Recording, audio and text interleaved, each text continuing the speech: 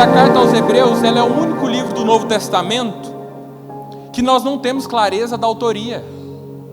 Há muitos relatos, há muitas possibilidades sobre quem foi o autor de Hebreus. Alguns dizem que foi Paulo, outros dizem que foi Priscila, alguns falam que foi Barnabé ou Apolo, mas uma coisa é clara, diante de todas essas possibilidades, uma coisa é clara, é que nós não sabemos quem escreveu Hebreus. E não há clareza, por quê? Porque ela não tem um aspecto fundamental de todas as cartas. O que acontece quando você vai mandar uma carta para alguém? O que acontece quando o apóstolo Paulo mandava cartas às igrejas? O que acontecia no primeiro capítulo? Ele se apresentava. Paulo, servo de Cristo. Ele trazia toda essa introdução. E Hebreus não tem essa introdução. Eu queria te convidar a abrir no capítulo 1 de Hebreus. Queria ler do verso 1 ao 4 para que você entenda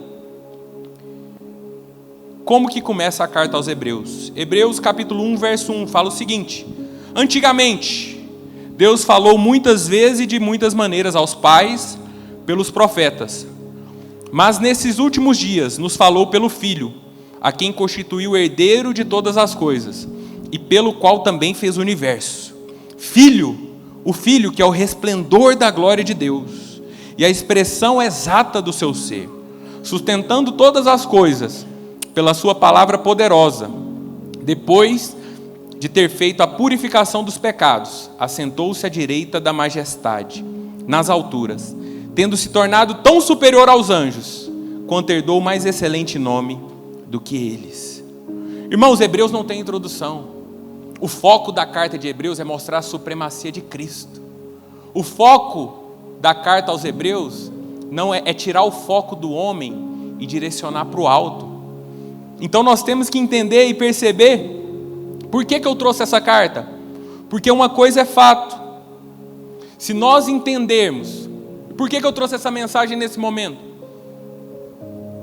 É porque se nós entendermos que o Senhor nos chama para gastar a vida em prol do Evangelho, que o Senhor nos chama, como diz a canção, né? Tem muitos falando da canção, vou gastar minha vida. Será que de fato o Senhor tem feito isso na sua vida? Então, se o Senhor te chama para de fato gastar a vida, deixa eu te dar uma notícia: você não vai ser reconhecido por aquilo que você faz. Em algum momento você vai ter que desprezar essa autoria. Em algum momento você vai ter que desprezar essa assinatura daquilo. Não, isso foi eu que fiz.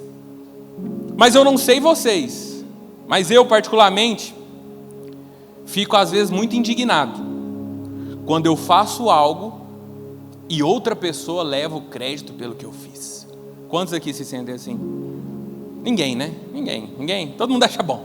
Fala, eu fiz, eu ralei, não sei o quê, mas nossa, fulano que fez. Há uma lenda lá na minha casa, que a minha esposa fica indignada. Porque, não sei quantos ouviram aqui, tem gente que propaga essa expectativa ao meu respeito, a respeito da cozinha. Quantos já ouviram alguma coisa a respeito da cozinha, que eu cozinho de vez em quando, não sei o quê? Só que, cadê a Larissa? Cadê ela? Não estou vendo. Aí ela vira e fala, não, mas é muito fácil. Eu pico tudo, eu que corto e não sei o quê. O Álvaro chega lá, faz um negocinho e aí todo mundo fala, nossa, o Álvaro cozinha muito bem. Então essa palavra vai para ela hoje. Saiba que na vida com Deus você vai ter que abrir mão da autoria, do seu trabalho. Não é sobre isso. Então, muitas vezes isso atrapalha o nosso coração. Isso e é natural. É natural, nós queremos colher os frutos dos nossos esforços. E eu te trago essa mensagem hoje para te alertar. Porque nós entendemos, e eu te falo com toda sinceridade, vai chegar esse momento. E talvez a nossa grande crise ao servir a Jesus é porque o convite dele para esse serviço, de gastar a nossa vida, de nos esforçar ao máximo, de gastar tudo aquilo que nós temos, de dar o nosso melhor, é para que no final das contas a gente direcione tudo para Ele. Essa vai ser a sua crise. Porque você pode dar tudo aqui nessa casa. Você pode gastar a sua vida. Mas só vai ser genuíno e saudável se no final das contas, se nós reconhecermos ou não, você virar e falar: nossa, glória a Deus, não tem nada a ver comigo. Não tem nada a ver comigo. Sabe por quê? Porque isso é a essência do Evangelho. O Evangelho é sobre isso. O Evangelho, nós estamos falando do próprio Deus, que veio aqui. O Evangelho é o próprio Cristo, o Senhor do mundo, que abriu mão da sua glória. Nós temos que entender que a essência da vida cristã é isso. É justamente o contrário. Se porventura alguma semente maligna entrou no seu coração falando: não, eu que merecia ser recompensado, isso não tem nada a ver com o Evangelho. O Evangelho é aqueles que receberam o troféu e falaram: não, eu não merecia. Eu não merecia de jeito nenhum. Teve muito mais pessoas que mereciam. Então essa é a raiz. Faz sentido? Faz sentido? É justamente sobre isso. E eu sei que às vezes é muito fácil nós, em momentos litúrgicos ou não litúrgicos, em momentos de adoração, de culto, nós falarmos que a glória é toda de Deus. Mas eu estou aqui para te alertar mais uma vez.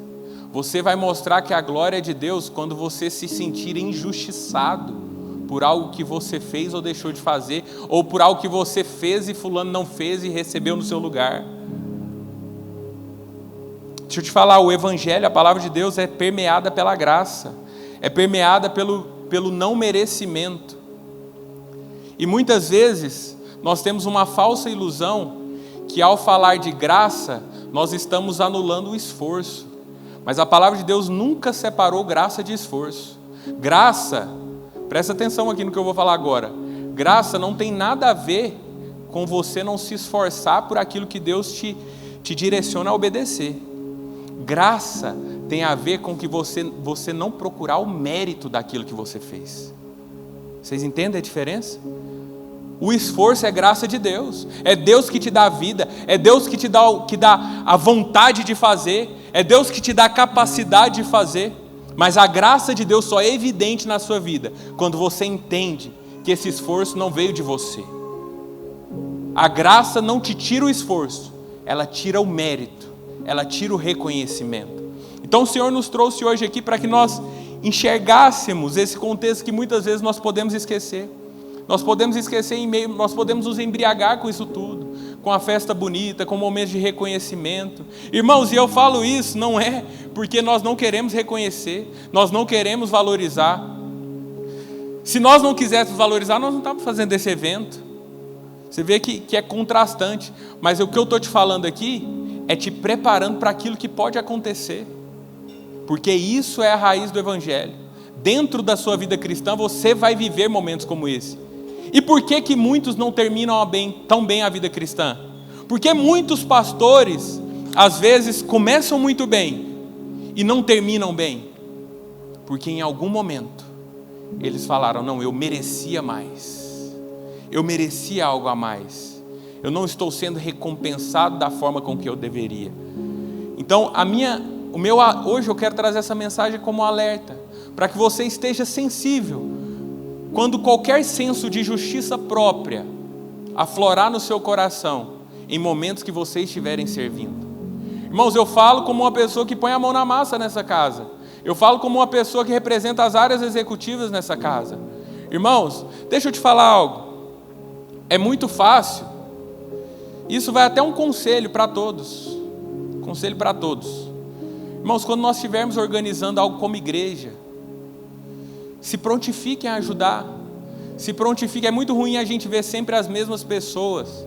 Eu sei que os irmãos têm um coração muito excelente no que diz respeito ao serviço, mas às vezes nós deixamos a passividade tomar conta e não percebemos naquilo que possa pesar para outro, porque são momentos como esse, que às vezes você se vê sozinho, não estou falando que foi o caso de hoje, mas você se vê sozinho organizando algo, que essa semente pode surgir. E quando essa semente surgir, você tem que estar atento, porque não é sobre isso. Se porventura só você veio ajudar, saiba que você é privilegiado, e não o contrário. Não fique pensando naqueles que podiam vir e não estavam aqui, mas fique pensando na oportunidade que você está tendo de servir, e no chamado, e se Deus te fez perceber isso, que você seja instrumento na vida de outras pessoas, para que cada dia nós vivamos uma cultura do serviço, independente da obrigatoriedade ou não. Amém? Faz sentido? Então eu queria que nós nos alertássemos a respeito disso, porque principalmente no contexto que a gente vive, hoje ser cristão virou moda, hoje ser crente virou moda, e muitas vezes tem pessoas vendendo um falso evangelho no que diz respeito àquilo que você vai ganhar ao servir a Jesus. Deixa eu te falar algo, ao servir a Jesus você só perde, porque a glória é toda dele. Tem muita gente te prometendo muitas coisas, mas eu estou aqui para te lembrar algo. Nós sabemos que o apóstolo Paulo, hoje, escreveu mais da metade do Novo Testamento.